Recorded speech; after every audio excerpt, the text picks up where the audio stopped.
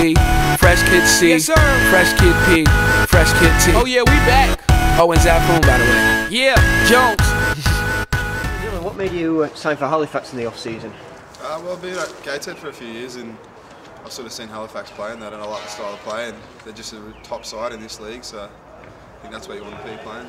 And how long did you play at Gateshead for? I was at Gateshead for 3 years. And how did you find life up in the northeast? I loved it up there, yeah, it's really good. I enjoyed it. It's just not a rugby league area. I was amazed when I moved here and you got people wearing Halifax shirts in town, and we just didn't have the fan base up there.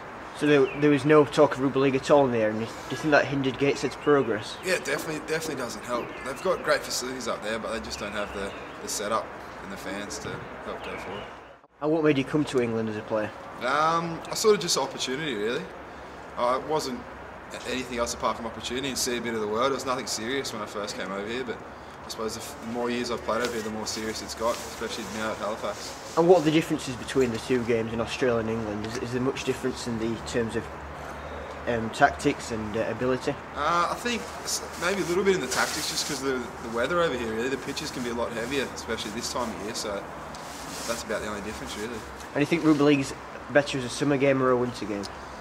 I think over here it could be maybe better as a summer sport, but back home it's just it'd be too hot to play it all through the summer. And when coming onto the pitch in the summer, do the weather conditions play a huge factor on yourself and the team? I think a team like us at Halifax, I think the way we like to throw the ball around and the speed we've got, I think when the pitches sort of dry up and the weather gets better, I think we'll be a totally different side. And Halifax, well, last year were known as the entertainers of Championship rugby. Is a lot of that off-the-cuff stuff, or is it planned in training? I think a lot of it's planned in training. Matt knows what he wants us to do, and I think all the boys do that. But also I think you've got some great players in the side that can play off the cuff and can see things, so a bit of both. And which of those two positions do you personally prefer playing in, the back row or the centres? I think I've played a bit more lately in the centres, so I do like that, but it's a lot of the same thing, so I'm not really too bothered. Just want to be in the 17. And going into a game, how do you prepare for that physically? On a match day, for example? I suppose just get your mind right, I suppose. You've done all you can during the week of training and with weights and stuff, so you've just got to be mentally prepared and get a good night's sleep the night before and just be switched on. And mentally, how do you say you prepare for a game? I suppose getting an early night the night before and just thinking about what jobs you've got to do on the field and what your role is in the team. Just have a think about that and usually gets me switched on. And what exactly has Matt Callan and his coaching team been working on this season? Just everything really. We've just done down to the basics and team plans and just usual stuff that the coach would do. And how do you rate it? Is it intense training? Is it quite light at the moment? I can't talk much. I've been standing on the sideline a fair bit with my injury, but the pre-season that I did was when I was training before the Saints game. So it was tough. Yeah, it was really good.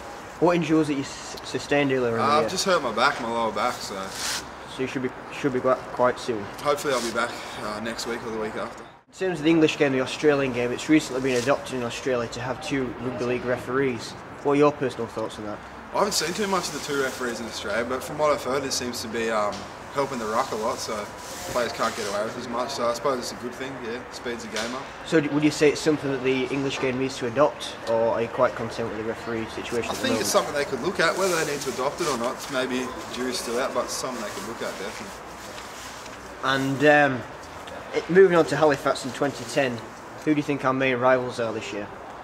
I think every year the championship's got closer and closer. I think there's a lot of teams out there that are going to be tough. I think Widnes, I think Sheffield, I think Featherston and Barrow, of course, really. I think there's a fair few rivals there. And do you see a rise in level intensity in Championship rugby rather than Northern Rail Cup rugby?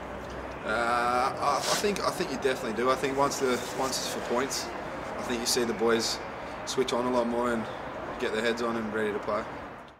Obviously at Halifax as well, you're on a part-time contract, you're playing part-time rugby. What do you do on the other side of your life? I work as a community coach with Frank and a few of the other boys, so we go to schools and coach kids, and that's And are you enjoying doing that kind of thing? Yeah, I do enjoy it, yeah, especially the younger kids working with them, the ones who haven't played much rugby league, sort of introducing them to it, and I suppose it's only a good thing. You want as many kids in Halifax playing rugby league as you can. Is it something you've ever done before, or is that entirely new to you? I've done a little bit of it up at Gateshead. Yeah, I did a fair bit of community work, so yeah, it's good. And again, would you say it's easy to do in a place like Halifax where rugby league's better now? Yeah, definitely. I think when I was up there at Gateshead, there was just none of the kids knew about rugby league at all. So it's good to see down here. At least I've got a bit of an idea, and it makes it a little bit easier. And finally, to finish on, Dylan, we're bringing a new feature to these interviews. We're going to give you 5 quick questions. We want an answer straight from your head. Who is the joker at the club?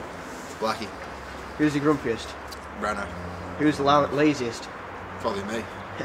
Who will be the 2010 top try scorer? Shad doesn't pass. And what do Fax need to do to win the championship this season? Stick to the game plan. Yo, I once was a kid, all I had was a dream. More money, more problems. When I get it, I'ma pile it up. Now I'm dope on the bread we get toast so fresh. How we flow, everybody get their style from us. I once was a kid with the upper little